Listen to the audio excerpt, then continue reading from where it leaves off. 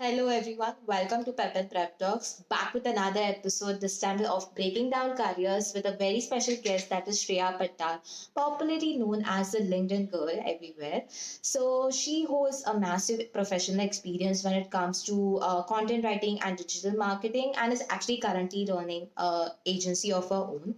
Pretty awesome, right? And in this whole journey, she also built a really awesome personal brand around putting out content related to freelancing, helping others out as well in terms of getting clients, making money online. And she has written like some really great ebooks on it. I'll put all the links in the description, that's there. And yeah, so I think this episode is quite special because we are finally moving from some job roles to freelancing, and this is the first episode while we are at it, right? And Shreya is a person who is like experienced and literally a pro in this field. So I think this conversation is going to be really helpful for you guys, for people who are looking to maybe getting into freelancing or switching your careers, and maybe switching to freelancing, or you're already doing it and need some maybe help, motivation, and whatnot. So I won't talk much. I think you should just go check the video out and tell us in the comment section what you liked about it or what you didn't like about it as well. So stay tuned.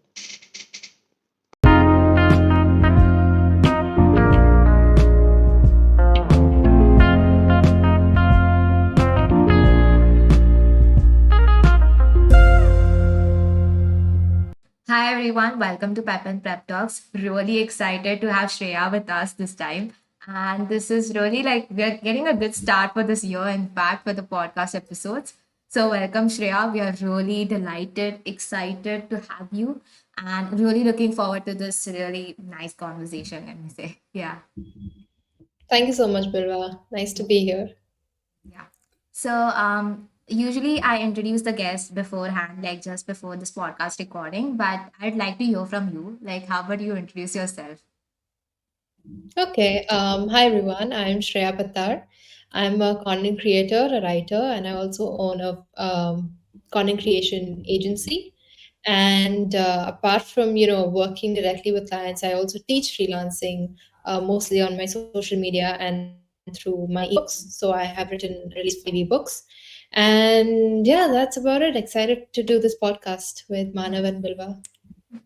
Yes. So I have a story to tell, right?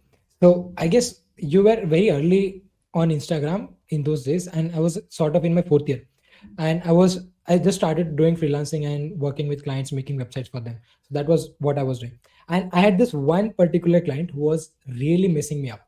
He was like, "Do this extra bit of work," and it was out of contract. Some sort of, I don't remember the exact details now, but then I was like, I don't really know how to tackle this.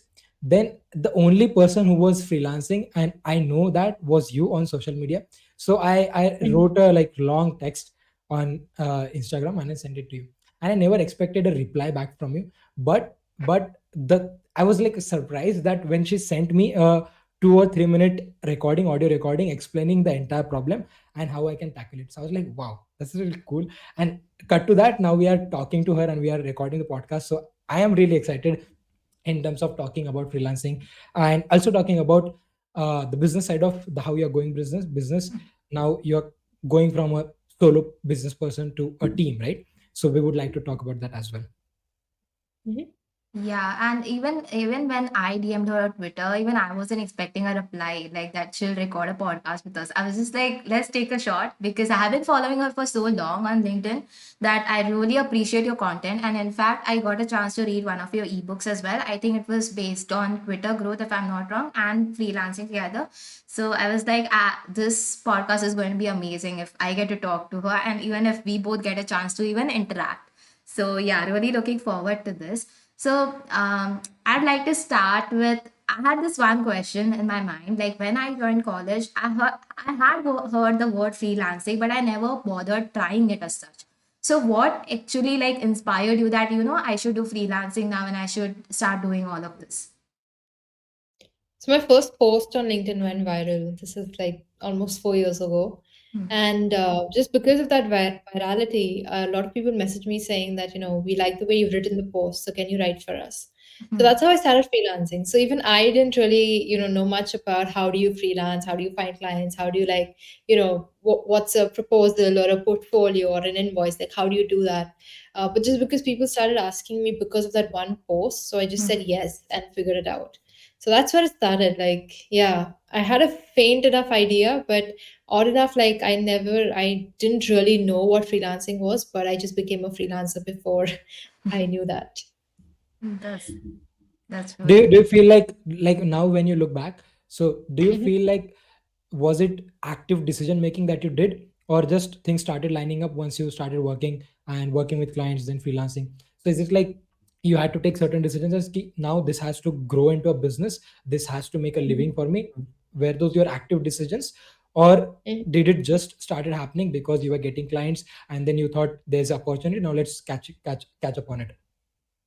Yeah, it was pretty much that. So after my high school, which is like 11th and 12th in India, I interned with a few companies. Mostly they were PR agencies or marketing houses, like marketing departments of, like, let's say, Ad Factors, Times Now.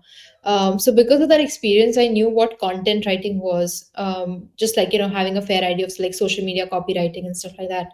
And so when people asked me to write for them, I was like, yeah, I can do this. I've done this in internship before, so I can do it.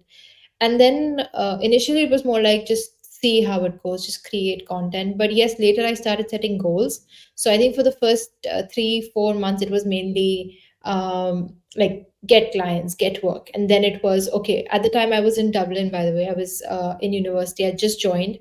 So then the next thing became, okay, I should be able to pay my own like grocery and phone bill maybe through that. Then the next thing was a couple months later, okay, I should pay my own rent.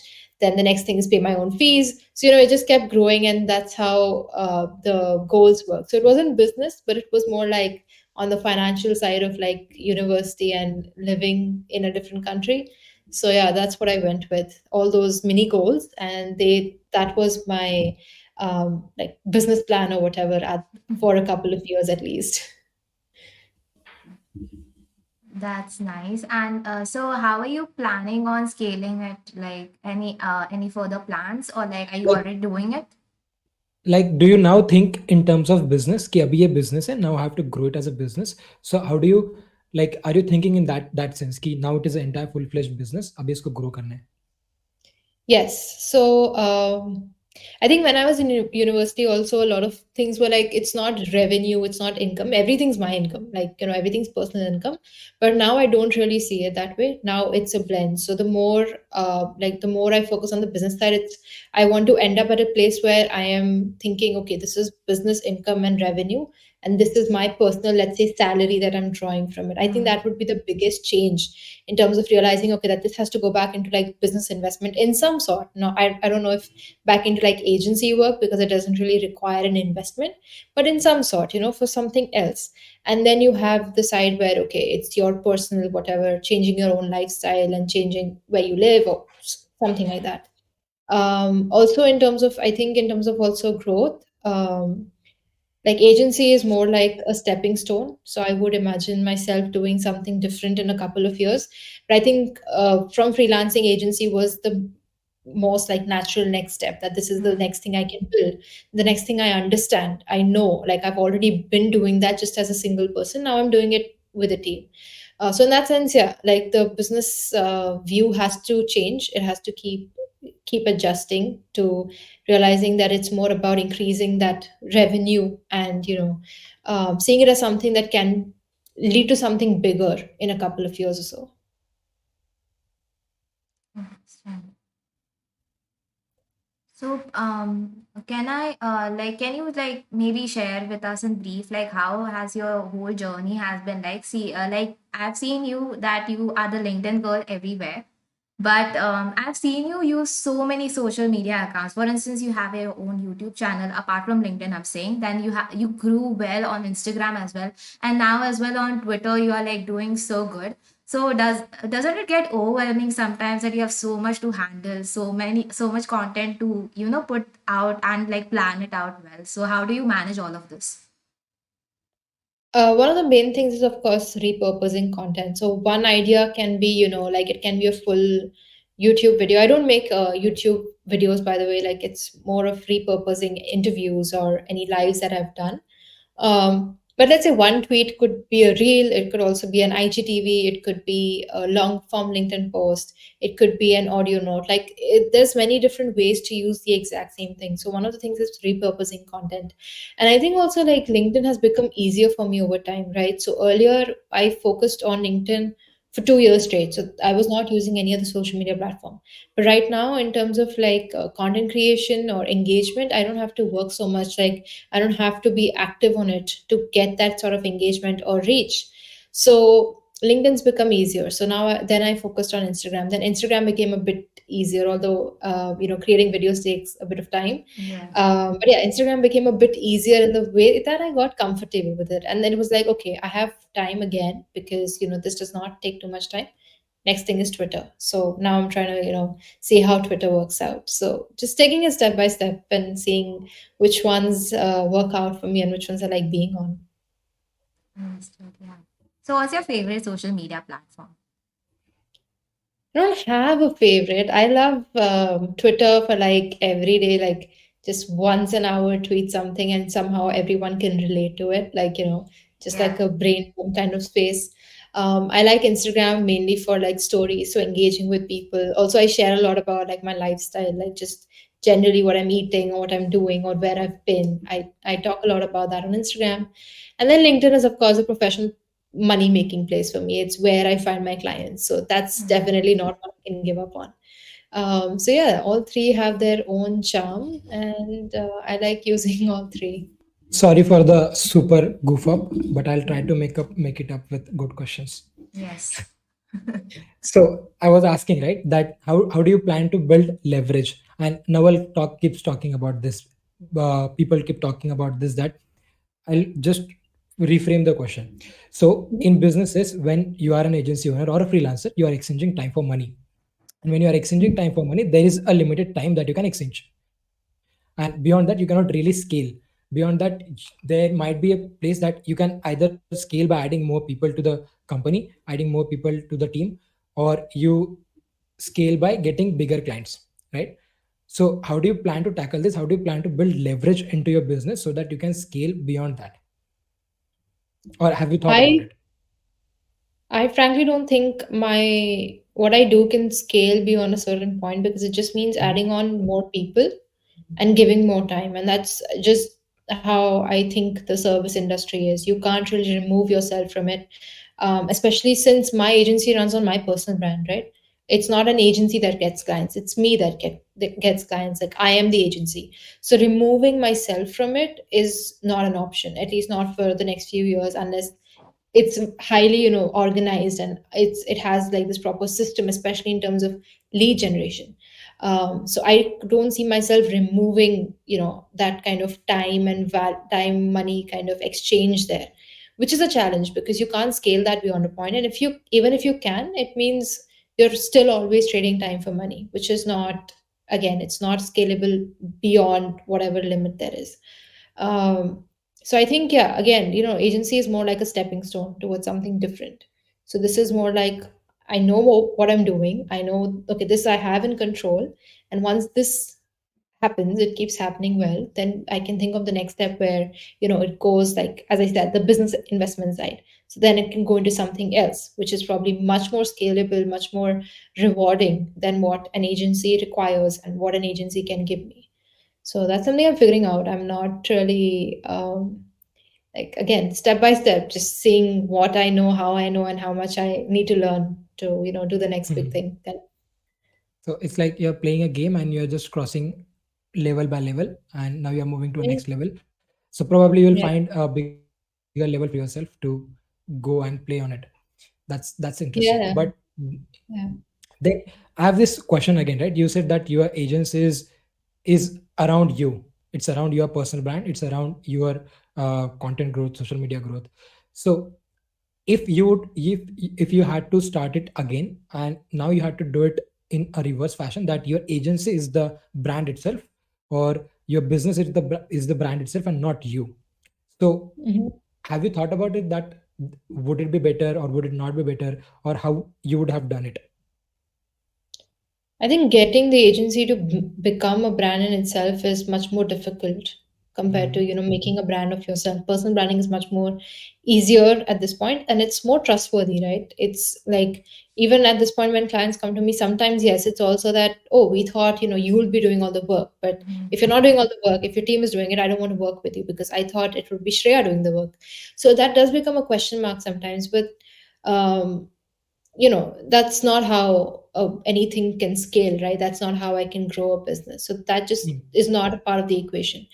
So I guess in that sense, I mean, it's what you have to do, like at this point, like in terms of, um, some people may not be okay with it, and I don't know, like, if I were to create an agency first, I also think it requires more investment, right? Like into hiring people, and then you're probably hiring somebody full time, you're setting up an office, and then you're doing the marketing, you're doing it in a reverse fashion. And I think that's why so many people also now, they build a personal brand first and then they open their agencies, or not even agencies, like their companies. They build a personal brand, they see a problem, then they create a SaaS from that, then they create an application, and then it's easier to sell. So even let's say my ebooks, it's easier to sell because I did not first release an ebook and then try to market myself backwards as a writer, but because I established myself as somebody who knows about freelancing and then is able to create something that's going to help you make more money. So that's why people trust my ebooks. So if I don't think I would have gone that route anyway of trying to market my agency's name. It's just not easy, and it's just not. I think that's why a lot of people fail at getting customers, right? So yeah, it's like get your customer first, then build a business. I think that's the route everyone's taking nowadays, and it makes sense. That's where the Mhm. money is, I guess. That is sort of interesting, because then don't you think that your personal, like, today you are a LinkedIn girl, you are talking about freelancing, you're talking about uh, Twitter, money Twitter, right? But then how do you, like, say suppose tomorrow you want to build a full blown software company, and you Mhm. still want to leverage your personal brand, but your personal brand is built around being talking about freelancing content, right? So how do you, if you have to do it, and I'm just putting you in different scenarios because I want to get answers into it, answers from it. How would you, like, transfer your personal brand from point A to point B, and say suppose point A and point B are completely different? Okay. How would you do that now? First is, if I were building a software, I would do it for freelancers or for, like, let's say my potential clients, which are again in LinkedIn, like in a space I understand. That's the first thing. Second thing, if I were to do something that's completely different, then I would get a co founder who has expertise in that particular space. So I'm not trying to do it all by myself then, because again, I don't know anything about it. Maybe I can help them with, maybe I have a good idea. Maybe I know that this will work. Maybe, I find somebody then who then has an audience, who then can say, okay, I'm going to help us get at least like the first 100 customers, and then we can see how that goes from there. Because again, customers first, like I would imagine at any point, like especially since I follow so many people who have all these software businesses, right? Mostly SaaS products or web applications. All these people, they talk about, creating something fast and then getting rid of it faster if it doesn't work. So you build something, you see in like 1 month, 3 months, how much growth are you getting? Are you getting people to pay you? If you're not, you keep tweaking it. Again, within 6 months, if it's not working, you scrap it. You do something else because it's no point putting money in a place where it's a dead end, right? It's not growing, it's not going to grow for whatever reason it may be. So yeah, like if I know where my potential is, my money is, where my brain works the most, and where my creativity lies, that's in this space of creation, in this space of creativity, freelancing. So I would very likely create something in that space.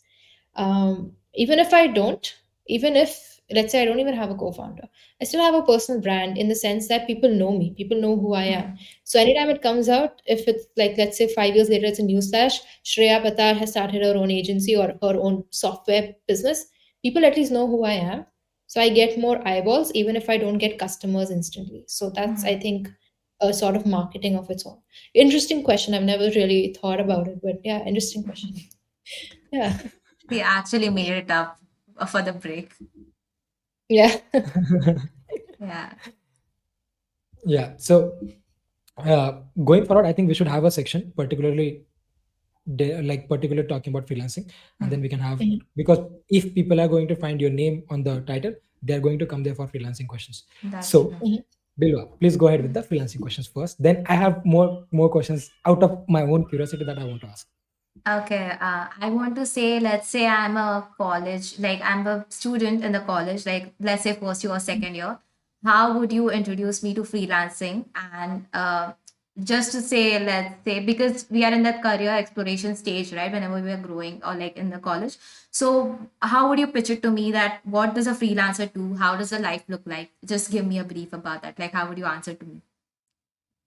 See, I would never pitch freelancing to anyone Hmm. because freelancing is not easy. And the freelancer life, like I can talk about myself, and you'll usually hear me saying in podcasts or something that I work like 5 hours a day, or I have an agency, I have a team that I work with.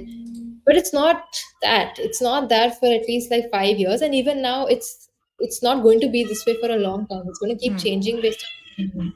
So I will never pitch. I will never force anybody. Oh, you should try freelancing. No, if you're Hmm. up for it, if you're especially if you're a student, if you're willing to like give up your sleep, if you're willing to give up on like going out and parties and socializing in a lot of extreme ways, and if you're willing to step up and do things that would further your career in the sense that you network with people, you Hmm. create content, you show up in DMs, you reach out to people, cold email, blah blah.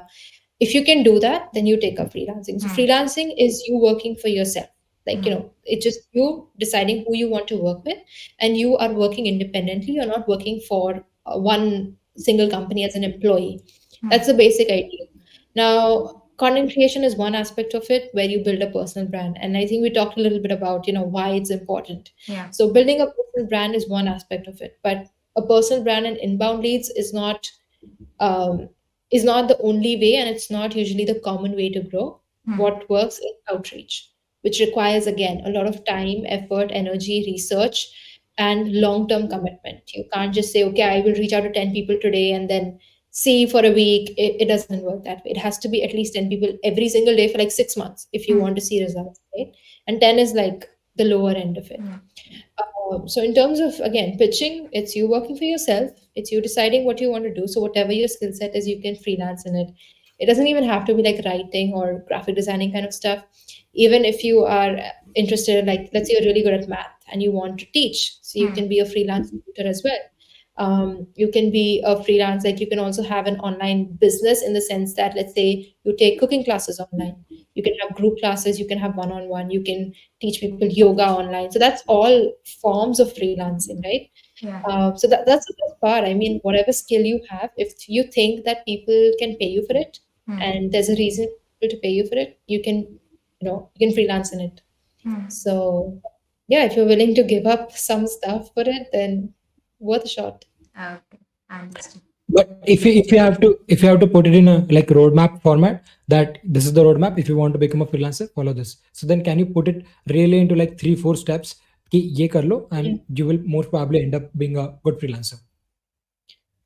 So first is portfolio, wherein even if you've not worked with people, you create some mock samples of your works, just so that anybody you reach out to knows that okay, this is what they can expect from you, and this is what you're good at. Hmm. So create a portfolio. That's the first thing. Second thing is find your first client as soon as possible. So work for free for somebody, in exchange for a testimonial. So what that does is it gives you experience and it gives you a testimonial, a case study, which you can use to pitch to your future clients. So work with a couple of clients for free in exchange for a testimonial. Tell them Hmm. that when you start working for them. Third thing is to keep reaching out to people, especially once you've got the testimonials. So you keep reaching out to people and pitching your services.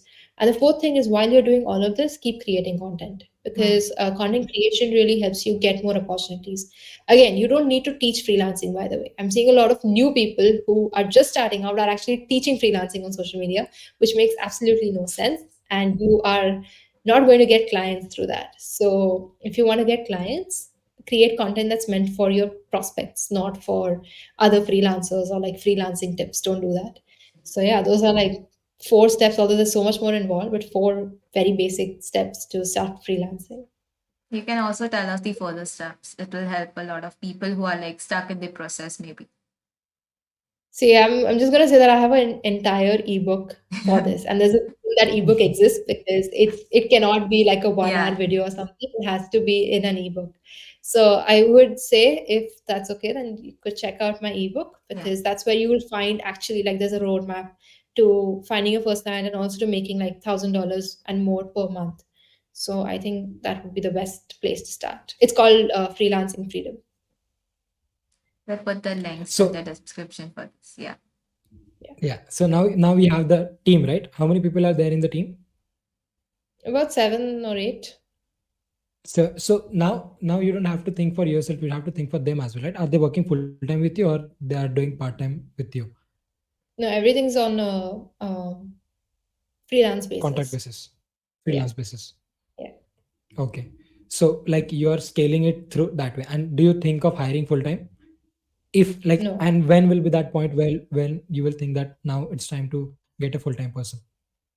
I don't think I'll do that because there's so much freedom and leverage in having a fully Mhm. remote agency where you can decide based on your needs and based on how you mold your agency. You can decide who you want to hire, who you don't want anymore, who you don't need anymore, right? Hmm. I think the only person like I have on like a monthly thing is my virtual assistant because she helps me out with a lot of stuff on a monthly basis. So yeah, like she's my full-time hire if I can call her that. But other than that, everyone's like on a freelance basis. Then it works out well for all of us. So Hmm. I think that's good. Yeah. So, but you still have set of people who are like your go-to people when you have new contracts, and that has to be passed on to Oh people, yeah, right? definitely. Passed on to your team. Yeah. So So these are the in people yeah. who, have done good work, right? In whatever like 1, 2 years I've been working with them. There are, of course, I have like 7, 8 people, but there are like 3 people maybe I'll always reach out to because of, you Mm. know, clients usually like their work. I'm happy with their work. They are timely and everything, and they're happy to work as well. Like their Hmm. vibe and energy is really good. So yeah, they get more work in that sense. So yeah, I have a few best people. Interesting. Now, like, also, business and like, are you registered in India or are you registered outside India? The business. So in terms of registration, everything's under work. And by the way, you don't Okay. need a registration. So that's Yeah. again, Yeah. that's a good But thing about it, right? Just hire somebody and you can work. okay. Okay. Yeah. But is it like, so I wanted to ask this because there's many things involved once you start getting into business, right? So you have like you have Hmm. to file taxes, you have to pay people, you have to manage many different things, you have to file so many things. So Hmm. because but you're not registered, so you're going through that. Maybe when you register your I business would and it becomes prefer not freelance. to like talk about these side of things because Yeah. then I start getting questions on how to do it. And I'm not an expert. I have Okay. hired Hmm. people to help me with that, right? So I Okay. Yeah. prefer to, Mhm. not go into No, I was asking how complex it gets to manage this along with your business. Like it's not business is one complex thing. if you have a CA. Like Yeah, seriously, like yeah. get a Yeah. CA. It's the best investment you'll make because they'll also help you save money. They know Mhm. where to do what, and they know how to make the numbers work in your favor. So Mm. it's a great investment. Like get a CA as soon as you start because they can help you figure things out money wise. Okay, okay. Yeah. Bilwa, more questions on social media, I guess. Yes. So, okay, again, not to bore you with the same things, but about social media growth. Let's say I'm asking you about each platform. So maybe tell me two or three pointers which I need to focus on each one. Yeah, Okay. let's start So with LinkedIn first. So that's like mhm, your go-to. So, yeah, LinkedIn would be three things to focus on would be first is like long form content works hmm, great. So stories, very good. Second is also engaging with other people. So you hmm, just comment and DM other people, just be active in that sense. And third is to like actually take care of that profile. I know a lot of people like, okay, once we'll try it. Don't do that. So post like at least 4 times a week. hmm, Comment, like engage with people every single day. Just be active and keep an eye on what's working, what's trending, what kind of format is working now, and replicate that in your own way. hmm. So yeah, those would be the three tips. Yeah. Then let's say on Instagram. Reels for sure. Hmm, Create reels, and Be active on DMs. I think, as Manav said, like, he remembers the DM reply from me. So I think it's a great way. You never know how it works out. Okay. You don't need to reply to everyone, by the way. I do not do that. Hmm. So I responded to Manav, yes, but there might be some people watching this being like, she never replied to me. Yeah, because I get reply to them every single day. So yeah, respond to people. Just, be in interaction with them. It's great. Also, Instagram is a bit chilled out, so it's a good place to, Hmm. respond. And third is to just even enjoy stories, like, post about your personal life a little bit, like Hmm. just your lifestyle if you want. Post about like what book you're reading, what you're Hmm. up to, where you went, and like do Q&As, do polls, anything that involves your followers, because it just makes it a more like group kind of experience. So that's nice. Interesting. Need to follow this now. Yeah, and Twitter's okay because Twitter is just like posting your thoughts and tweets that is relatable, so that people Mhm. start engaging, and Spaces is one of the things. So yeah, anything you would Yeah. like to add to? Threads, do threads. I think Yes. threads are great as well. So create threads. And one more thing would be post pictures. I think even on Twitter, like pictures do Hmm. so well, and people like seeing that side. And tweets are not long lasting in terms of their life. So, Hmm. they'll work for a couple of hours. So you can post pictures also occasionally. It's good for engagement. That's true. How do you keep generating ideas for content across social media and that too consistently? Like A I lot know of it that you comes. batch produce content, but then how do you keep like creating ideas for content? Oh, yeah, so a lot of it comes from like engagement that I see on my post, right? So, like I said, the freelancing book, it became a book because so many people asked me about how do I Hmm. start freelancing? And I knew that my social media, like scattered content, was not good enough. So, I have had ebook ideas because of questions people ask, but I've also had content ideas in terms of like a reel or a post, which is also why I think, my content performs well because Hmm. I'm basically answering questions that people have. Hmm. So people like the content they see, they find value in it, and it just like works in a good loop that way. So That's true. yeah. Yeah. So, do you face writer's block anytime? Like, is this so? Yeah. Yeah, and how do you overcome it? Okay. So not forcing it is one of the things. Like, don't have to write every single day, Hmm. unless of course there's a deadline due. That's a different thing. But usually, yeah. For client work, it's easier for me because you have the topic.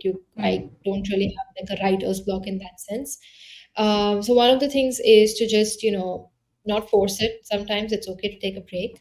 Second would be like I keep staring at like a blank document or a blank page and something comes up and then I just start writing. And the third thing would also be to like flip the order. So if you can't think of like an introduction, so you just start writing the body or Hmm. write the conclusion or write one paragraph here and then you fill the rest of it and then you go back to like the introduction or whatever that may be. So yeah, like just play around with it a little bit. Okay. This was really good answer. I'm going to Yeah. clip it out and post it across social media now, because this Yeah. was a very good answer. I liked it. Yeah. Like it was so honest. It wasn't like go out for a walk or listen to music. Like those are Mhm. so generic things I've heard. But this one was like Uh-huh. very honest. Like I do this and I think it works. Yeah. Yeah. So also now okay, any other questions about social media, Manav?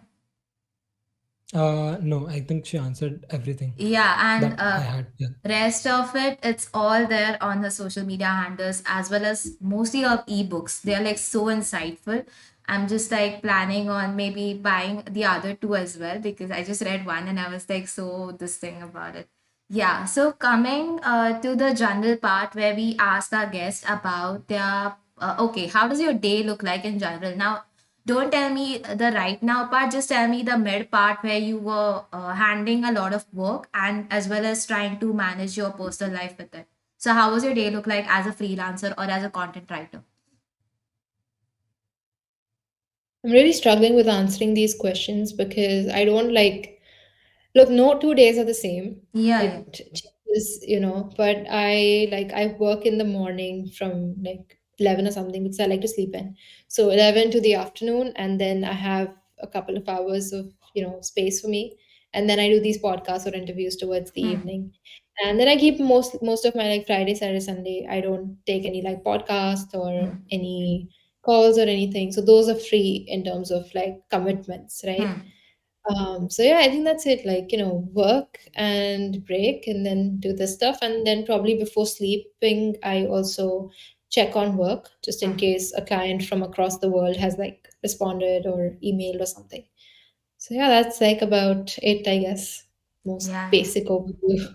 Yeah. So do you think like for people who have actual jobs, like they say 9 to 5 or else like 10 to 7, whatever the work timings is, do you think it works the same for a freelancer or you have just to be like, 24/7, you have to think about it. You have to like, let's say, just excluding the sleep part, you're just focusing on work all day. Is that the case or do you get free time in general? There is time, and time is not the problem. But yes, that for me, of course, for me, it's hard to turn off the brain in terms of okay, I have to work and stuff. Like it's difficult. But I think since I moved here, I've just been more busy and like settling down and moving Yeah. in and stuff. So it's nice to not think about work for a couple of hours a day. I can understand this so well. Yeah.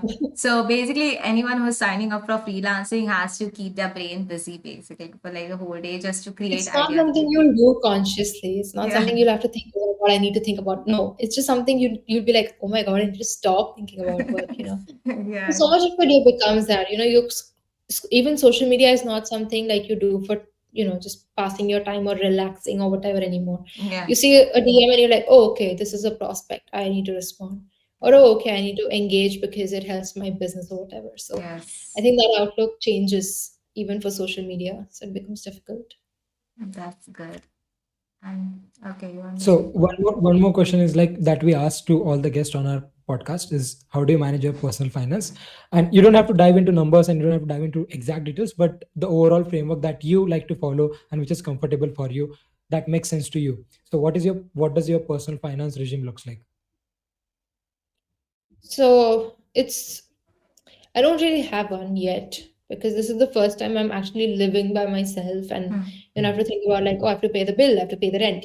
This is the first time it's going to happen. Before that, I was in university. That I don't think that counts because parents are involved and everything, and you don't have like separate bills. You have like Yeah. one thing for the place you're staying at. So that changes, and then I was at home for a bit. So again, that changes.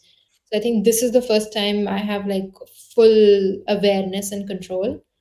And I think I'm going to figure it out slowly. So I don't have any advice or anything because I'm still learning myself.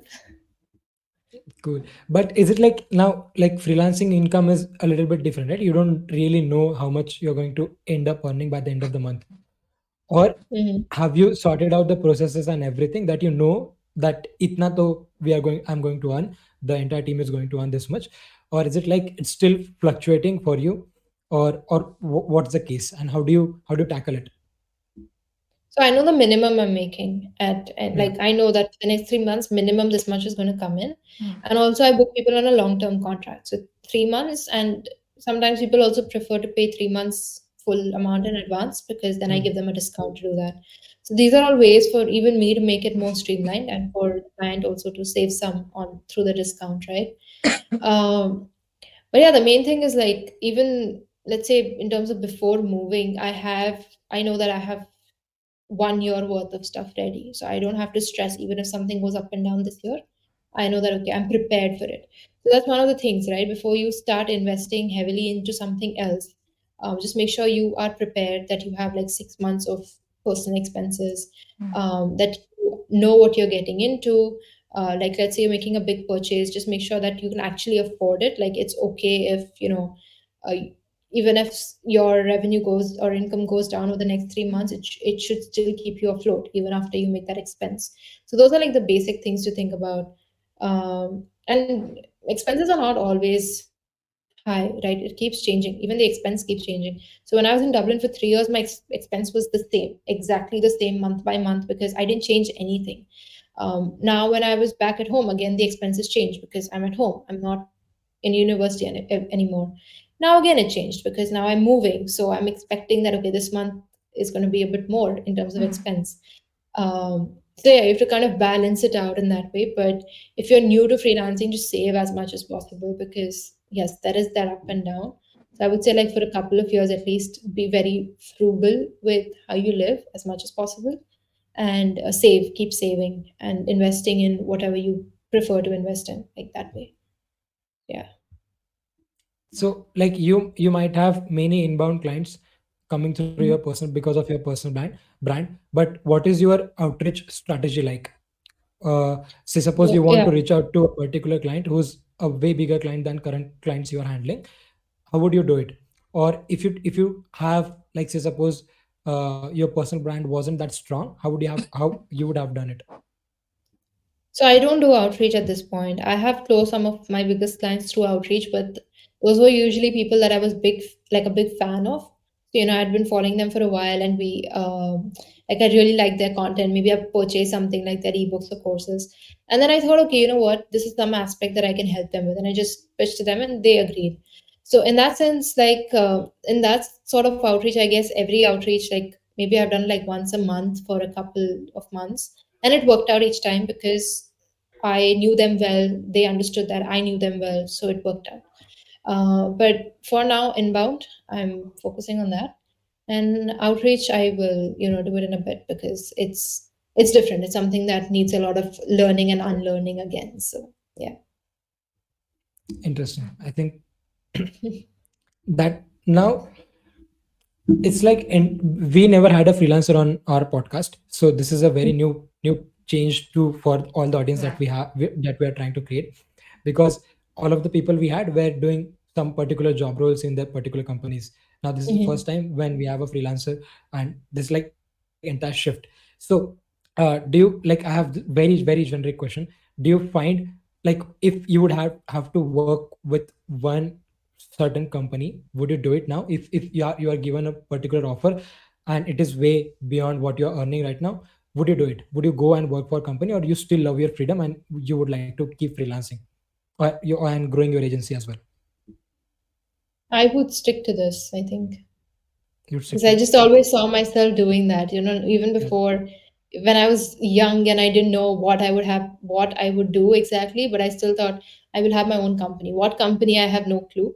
But I was like 10 and I was like, I will have my own company. I'll be like the CEO and the founder. So I think, yeah, this really goes with that idea. Yeah, So yeah. Interesting. that's nice.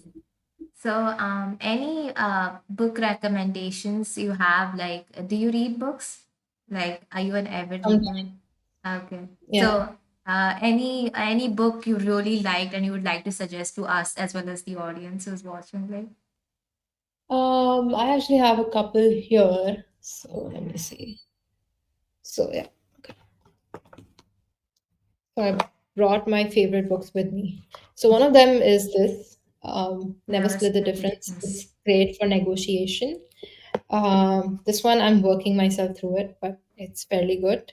Hmm. And this is my go-to. Like I have a lot of like notes and stuff in this because Hmm. this is good for learning copywriting. So if you want to learn like writing, and you can keep referring to it while you're creating the content, right? So it's really good. And just in general, I read this one before university because Hmm. I was supposed to study. I studied philosophy in university. So this is the story of philosophy, which has like everything about like almost every philosopher, main philosopher that you would know. So yeah, just pick up a chapter and see what you like about it. I guess yeah, that was a good flip through kind of book for me. Good. So yeah, those are some Yeah. recommendations. Yes. Now that you have talked about college, I want to ask how Mhm. much your college studies has helped you in freelancing, or like like obviously most of the time it happens that the job you are doing is not exactly related to the studies, but the mindset that you grow over those years is Hmm. more important than what you actually study. So what's the case with you? Do you think that you have gained something significantly that you are currently using? Yeah, like from my college, it started from there, right? So the first post that went viral was because of something that happened in college that I wrote about. And after that, I think, although I was studying arts, I was very involved in the business school. So I used to just hang out there like all day apart from my lectures. So, attending all these events, taking part in like all these startup pitching competitions. I also won one of them. And I think after like my first year, everyone in, especially in the business school, started knowing me as the girl who posts on LinkedIn. Like sometimes I would walk in and be like, oh, wait, I've seen your post on LinkedIn. So I think that became a thing. And then also like the main staff in the business school who used to run and organize these events, they used to email me saying, you should come for this, you should check this out, we would love to have you. So because of that, it opened up a lot of opportunities, not in terms of like finding clients or something, but just being so sure that okay, this is what I want to do. And they're great as even mentors. So like when I had my pitch, we had a couple of rounds where they shortlist you, so you pitch multiple times and they keep shortlisting, and then I made it to the top six. And at the time I was the only solo founder team, so I had never, most of these other pitches were like real companies that people had kickstarted, got funding for and stuff, and I just went there with like an idea, like this is what I want to talk about. But I still won, and that was because I had that help. Like whenever I made a pitch deck, I showed it to them. I got feedback on how to present. So all of these things also helped me with my sales calls later on, like just understanding what people are looking for, talking about the value, not like the features, and stuff like that. So yeah, in that sense, my college was like a big push towards what I'm doing now. And I really hope that I had those 1.5 years that went in the pandemic. I hope I had those in university as well. But yeah, it was good. Like I think it just made it all happen faster for me. So yeah, it worked out. Nice. Do you have any more questions, Bilwa? Because I think I have one final question. Okay, go ahead. I don't have any. That's why. So, Yeah. okay. So, like, now we have asked you questions and you have been on many podcasts, many interviews. So, people might be asking you many questions. But do you feel that there is one question that you want people to ask, but no one has ever asked you? So, is there some question and what is that? And just please answer it for us. So, it's like, you take the I question, you don't. give us the answer. So, there's nothing like that. That's a Like, good do question. you I want think some? Yeah. Do you I want can't people to think. talk about something that you really want to share and it has never been asked to you? Is there something or not? There might be like I think I must have thought about this like every single day, something or the other. I can't think of it now. Uh, Yeah. That's a good question. I will think about this so that next time somebody asks me this, I know what to answer. No, no. Hopefully next time it should be on our podcast again when your Yes. business Yeah. is 10x and you have grown a lot. Hopefully by that time we will also grow our podcast. We'll grow in our content creation journey. But just to conclude this podcast, I want you to, like, even after the goof ups, I'll edit the video. I just want you Mhm. to say, like, subscribe, share for our or for our viewers so that more and more people join us on this journey. Yeah, sure. And yeah, and one Tell last question. Did you enjoy it or not? Or like you find questions interesting or not? Or what we should improve in? But we can cut to that later. But yeah, please go ahead. Okay. Okay, everyone, if you watch this podcast, just make sure you like, share, and subscribe. And I think this is like a YouTuber dream come true. So thank you so much for, letting me say this right now.